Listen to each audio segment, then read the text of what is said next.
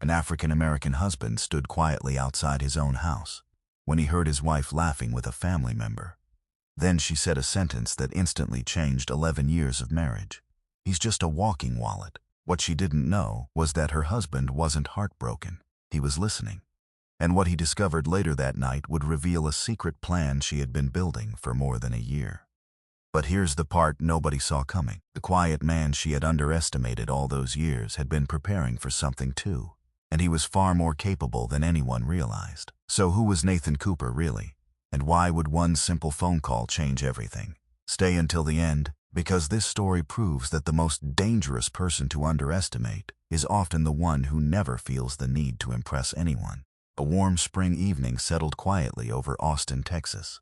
The neighborhood was peaceful, and the golden light of the setting sun stretched across rows of modest houses as a gentle breeze carried the scent of freshly cut grass through the streets. At 42 years old, Nathan Cooper had become the kind of man most people stopped noticing after only a few minutes. He was a tall African-American man, standing a little over 6 feet tall, with broad shoulders, dark brown skin, and a neatly trimmed beard that framed a strong jawline. His deep brown eyes rarely revealed his emotions, and his calm demeanor often made people mistake him for someone who lacked ambition. In reality, Nathan simply didn't believe life needed to be loud to be meaningful. He had spent years learning that stability was built quietly, one day at a time. His routines reflected that philosophy. Every evening after work, he drove home in his aging silver pickup truck, checked the mailbox, watered the plants near the front porch, and made sure every light around the property was functioning properly. The house itself had become his greatest project over the past 11 years.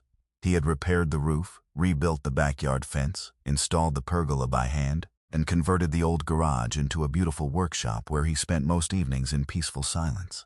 Nathan often thought that homes were a lot like marriages. They needed constant care. Small problems ignored for too long eventually became bigger ones. Lately, he had started wondering if his own marriage had developed cracks he could no longer see. His wife, Emily Cooper, was 38 years old and possessed a natural elegance that attracted attention everywhere she went. She had smooth, dark skin, expressive eyes, and long, black, wavy hair that rested on her shoulders.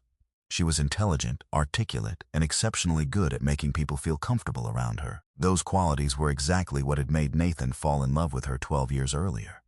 But somewhere along the way, she had changed. The woman who once enjoyed quiet Sunday mornings had become someone who craved excitement, expensive restaurants, and the approval of ambitious social circles. Nathan had noticed the transformation happening slowly over the past 2 years. Nothing dramatic, nothing obvious. Just little things that accumulated over time. Longer work hours, more secretive phone calls, new names he had never heard before. Nathan was not an impulsive man. He observed before he reacted. That Friday evening, Emily had invited her cousin Vanessa Brooks over to the house. Vanessa was 34 years old, cheerful and outspoken, with short natural curls and a vibrant personality that filled every room she entered. She loved gossip, spoke quickly, and rarely filtered her opinions. Nathan pulled into the driveway carrying a small paper bag of pastries he had picked up from a neighborhood bakery. As he walked toward the back entrance, he heard laughter coming from the patio. He paused. His name floated through the air. He wasn't trying to eavesdrop, but then he heard Emily speak. "Oh, Nathan, please." "He notices nothing," Vanessa laughed. "Still, you've been planning all of this for over a year." Emily laughed too, a light, effortless laugh Nathan hadn't heard directed toward him in a very long time. "He'll be fine. Nathan is just a walking wallet at this point. I smile, I come home, I make dinner once or twice a week, and he thinks life is perfect." The world around Nathan suddenly became very quiet. His first instinct wasn't anger. It was sadness. A deep sadness that settled somewhere beneath his ribs, because he realized she wasn't joking. People only spoke that comfortably when they truly believed what they were saying. For a brief moment, Nathan thought about all the years behind them. 11 years of loyalty. 11 years of fixing things before they broke. 11 years of believing that patience could solve almost every problem. Then another thought quietly entered his mind. What if he had been the only one trying to build something? Nathan stepped away from the patio and calmly entered through the front door instead. When Emily saw him, she smiled naturally and kissed his cheek. "You're home early." "Traffic was light," he answered. She smiled.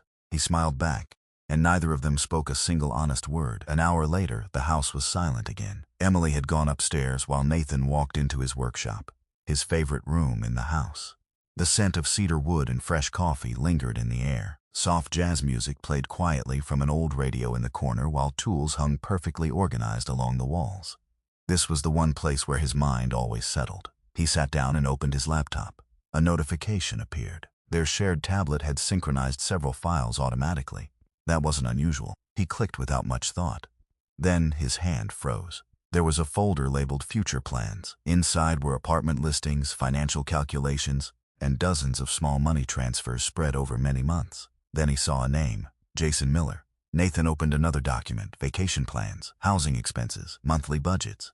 His wife wasn't considering leaving. She was already preparing her next life. Nathan leaned back in his chair and stared at the screen. Strangely, his heart remained steady. The hurt was there, but it wasn't chaos. It was clarity. Some people left suddenly. Others left one decision at a time. Emily had been leaving for a long time.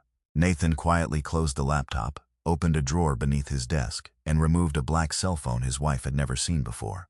He stared at it for several seconds before pressing one contact saved only by initials. The person answered immediately. Nathan looked toward the darkened hallway leading into the house where his wife was sleeping peacefully upstairs. Then he spoke. "It's time to begin." The voice on the other end paused for a moment before quietly replying, "I've been waiting for you to say that." Saturday morning arrived with a steady calm that Nathan Cooper had always appreciated. The world seemed quieter before 9 o'clock, before notifications started buzzing, and people remembered all the reasons they had to rush through their lives. Nathan sat inside his workshop with a cup of black coffee beside him and a yellow legal pad open on the desk. For the first time in years, he was no longer thinking about how to save his marriage. He was thinking about how to protect himself from what was already broken. There was something strangely peaceful about accepting the truth. Nathan had spent 11 years being a husband first and himself second. Now, his priorities had shifted. He wasn't angry at Emily anymore. In fact, what surprised him most was how quickly disappointment had replaced heartbreak. He wasn't mourning the woman she had become. He was mourning the woman she used to be. Those were two very different people. That morning, he drove to a law office on the north side of Austin. The building itself was modest and unremarkable, which Nathan appreciated. He had never trusted flashy displays of success. The woman waiting for him was Monica Reed, a 53-year-old African-American family attorney who had practiced law for nearly 3 decades. She was tall and slender with warm brown skin, short silver-streaked curls, and intelligent eyes that seemed to notice details before anyone else did. Monica spoke calmly and deliberately.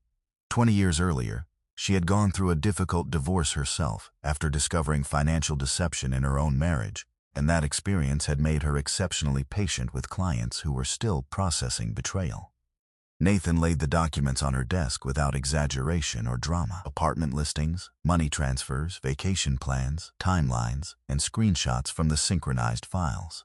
Monica reviewed everything carefully, occasionally making notes but never interrupting him. When she finally looked up, her expression remained composed. "This wasn't a spontaneous decision," she said quietly. "She's been building an exit strategy for quite some time." Nathan nodded. Monica folded her hands together. "The most important thing right now is not confrontation, it's documentation. The person who stays calm usually sees further than the person who reacts emotionally." Nathan almost smiled. That sounded exactly like something his grandfather would have said. For the next several hours, they built a plan. Nathan would gather financial records, preserve digital evidence, and quietly monitor unusual activity without violating any laws. There would be no arguments, no accusations, and no dramatic scenes. When he returned home that evening, Emily was sitting on the couch scrolling through her phone. She looked up and smiled naturally. "Long day?" she asked. "A little." She nodded and returned to her screen. Nathan watched her for a moment. It was a strange feeling to sit beside someone who had become a stranger without ever physically leaving. She looked exactly the same as she had 6 months ago. The same face, the same voice, but her presence no longer felt familiar. Over the next week, Nathan noticed things he might have ignored before. Emily suddenly became protective of her phone. She smiled at messages she never explained. She took calls outside on the patio more often. But Nathan did not react. He simply observed. One evening, Monica sent him a preliminary report. Several financial transfers had been redirected toward accounts unrelated to household expenses. There were also repeated payments connected to reservations and memberships Nathan had never heard of. But one detail stood out. Jason Miller had a mailing address in Dallas. Nathan leaned back in his chair. For some reason, that piece of information unsettled him more than anything else. Distance made planning intentional. This wasn't an emotional affair growing out of confusion. This was logistics. This was preparation. Nathan stared around his workshop again. Every object in this room represented years of patience. Every shelf had been measured twice before being installed. Every project had started with a blueprint. Suddenly, he realized something. Emily wasn't the only person who had been planning. The difference was that Nathan had been building his future long before she ever thought about leaving. Upstairs, Emily laughed quietly while watching videos on her phone, completely unaware that her husband had already begun preparing for a confrontation she never saw coming. Nathan opened his desk drawer and removed a black folder. Inside were documents she had never seen before. He stared at them for several seconds before putting them back. Some truths were powerful enough to change everything, and Emily was getting closer to discovering one of them. Monday arrived with gray clouds hanging low over Austin, and Nathan Cooper had already been awake for nearly 2 hours before sunrise. Over the years, he had developed a habit of waking up early whenever life presented him with difficult decisions. Silence had always been his way of organizing chaos. He sat inside his workshop with a notebook open beside him while another report from Monica Reed rested on his desk. What had started as a painful discovery about his marriage was becoming something much larger. Nathan wasn't simply uncovering an affair anymore. He was uncovering a pattern. There was something unsettling about that realization. It meant Emily wasn't being guided by emotion alone. Someone else had experience doing this. Someone else had a system. Monica had arranged for an independent investigator to examine publicly available records connected to Jason Miller. The man Emily had been planning a future with was 46 years old, an African-American commercial investment consultant with an athletic build, smooth dark skin, and a carefully groomed beard that gave him a polished appearance. He dressed well, spoke confidently, and had mastered the art of making people feel special. But beneath that charm was a troubling history. Years earlier, his fiancée had publicly accused him of manipulating her finances before suddenly withdrawing her complaint. Then another woman in Houston had filed a civil claim against him involving shared investments that mysteriously disappeared. Neither case had resulted in criminal charges, but both followed a similar pattern. Nathan stared at the documents for several minutes. What disturbed him wasn't anger toward Jason. It was the realization that Emily genuinely believed she was building a better future, when in reality, she was placing her trust in someone who had already left a trail of damaged lives behind him. At home, life continued as if nothing had changed. Emily laughed during dinner, talked about upcoming projects at work, and occasionally reached over to touch Nathan's arm. Every gesture now felt strange to him. He wasn't seeing deception everywhere. He was simply seeing reality without illusions. Sometimes people didn't become different overnight. Sometimes they slowly drifted away until one day you realized you had been living beside a stranger for years.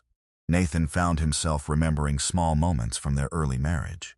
Sunday breakfasts, road trips, long conversations that once came naturally. He wasn't holding on to those memories anymore. He was saying goodbye to them one by one. That Thursday afternoon, Nathan drove to Monica's office carrying a final stack of documents. Everything was organized chronologically inside a black leather binder.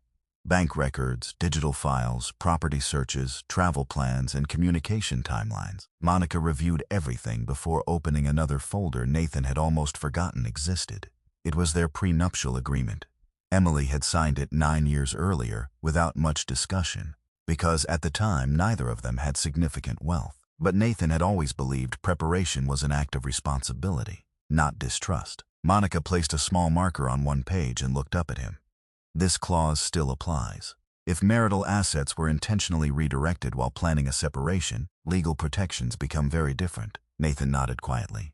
There was no satisfaction on his face, only acceptance. The confrontation was no longer a possibility. It was inevitable. That evening, Nathan returned home and placed the completed binder inside his desk drawer. Upstairs, Emily was humming softly while getting ready for bed, completely unaware that every piece of the puzzle had finally come together. Nathan stood in the hallway for a moment before turning off the lights downstairs. For 11 years, he had been trying to preserve a marriage. Tonight, for the first time, he realized that chapter of his life was already over. The only thing left now was deciding how the truth would finally be revealed. Monday morning arrived with heavy clouds hanging over downtown Austin, and Nathan Cooper felt a sense of calm he had not experienced in months. He stood in front of the mirror, adjusting the cuffs of a simple navy blazer before taking one last look at himself. There was nothing extraordinary about his appearance, and he preferred it that way. For years, people had underestimated him because he never felt the need to announce his accomplishments. Today would be no different. The only difference was that the truth would finally begin speaking for itself. The mediation meeting was held inside a professional office building overlooking the city skyline. The conference room was elegant but understated, with large windows allowing soft morning light to spill across the polished wooden table. Emily arrived 10 minutes early, carrying herself with confidence. She wore a beige tailored suit, her long black hair neatly styled, and her expression suggested she believed she understood exactly how the day would unfold. She expected an emotional husband. She expected accusations. She expected negotiations. What she did not expect was organization. When she entered the room, she immediately noticed several familiar faces. Monica Reed was already seated with a stack of documents beside her. Nathan sat quietly at the opposite end of the table with his hands folded. His expression was unreadable. Then Emily noticed her parents sitting near the window. Her father, Leonard Brooks, was a 65-year-old African-American man with short gray hair, dark skin, and a calm, reserved personality that had always commanded respect. He had spent 30 years working as a school principal and believed deeply in personal accountability. Beside him sat her mother, Gloria Brooks, a 63-year-old retired nurse with soft features and gentle eyes, though today sadness was visible across her face. Emily stopped walking for a brief moment. "Nathan, what's all this?" she asked. Nathan simply gestured toward the empty chair. "Please sit down." Monica began speaking first. There was no hostility in her voice, only facts. One by one, documents were placed on the table. Financial transfers, apartment searches, travel arrangements, shared expenses connected to another individual. Every date was organized. Every transaction was accounted for. Emily's confidence slowly disappeared as she turned each page. At first, she tried to explain. Then she tried to minimize the situation. It wasn't what it looks like. Nobody interrupted her. Monica calmly continued. "The evidence demonstrates intentional planning over a significant period of time." The room became quiet. Then Leonard finally spoke. His voice was soft, but disappointment filled every word. "Emily, this wasn't one mistake." Emily lowered her eyes. For perhaps the first time in years, she realized nobody was arguing with her because the facts no longer needed interpretation. Nathan sat quietly throughout the entire meeting. In truth, he felt no sense of victory. That surprised him.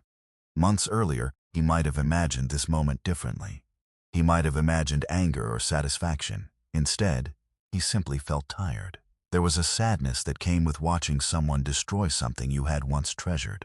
Monica then slid another document toward Emily. "The prenuptial agreement you signed remains legally enforceable." Emily looked up immediately. "I barely remember that." Nathan finally spoke. "That's the problem. I remembered everything." The room fell silent again. Emily stared at him, and for the first time in many years, she seemed to truly see her husband. Not as the predictable man she thought she knew, but as someone far more prepared than she had ever realized. The meeting ended without shouting. No dramatic outbursts, no slammed doors, only uncomfortable truths. As everyone slowly gathered their belongings, Emily remained seated, staring at the stack of papers in front of her. Nathan picked up his briefcase and headed toward the door. Just before leaving, Monica handed Emily one final envelope. Emily frowned. "What's this?" Monica met her eyes calmly. "Information you'll need before our next meeting." Nathan said nothing, because he knew the biggest truth of all was still waiting inside that envelope, and Emily had absolutely no idea how much her world was about to change. The following Friday morning felt different. The air over Austin was cooler, and for the first time in many months, Nathan Cooper woke up without a sense of heaviness in his chest. He sat quietly inside his workshop, holding a cup of coffee while sunlight slowly spread across the wooden floor he had built years earlier.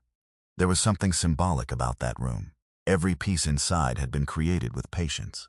Every shelf had a purpose. Nathan realized that his entire life had always been built that way. Slowly, quietly, intentionally. Perhaps that was why so many people had misunderstood him. Later that morning, Emily returned to Monica Reed's office for their final meeting. She had barely slept all week. The envelope she received days earlier had changed everything. She had spent several nights rereading every page, because her mind refused to accept what she was seeing. Nathan sat in the same seat as before, calm and composed, while Monica organized several final documents. Emily looked at her husband differently now. For years, she had seen an ordinary man with ordinary ambitions. Today, she felt as though she were meeting a stranger. Monica began speaking.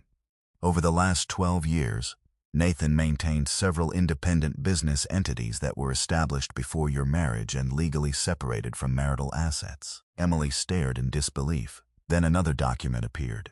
It outlined a clean energy investment fund that had gradually expanded throughout Texas over the past decade. Nathan had quietly invested in solar infrastructure projects, energy storage systems, and municipal sustainability contracts. The current valuation exceeded $8 million. Emily sat frozen. She suddenly understood why Nathan never seemed worried about money, why he never chased luxury, and why he never felt the need to impress anyone. He had never been living a small life. He had simply been living a private one. For several moments, nobody spoke. Emily lowered her eyes and quietly said, "I never knew." Nathan looked at her with neither anger nor satisfaction. "You never asked," he answered gently. That sentence seemed to carry the weight of their entire marriage.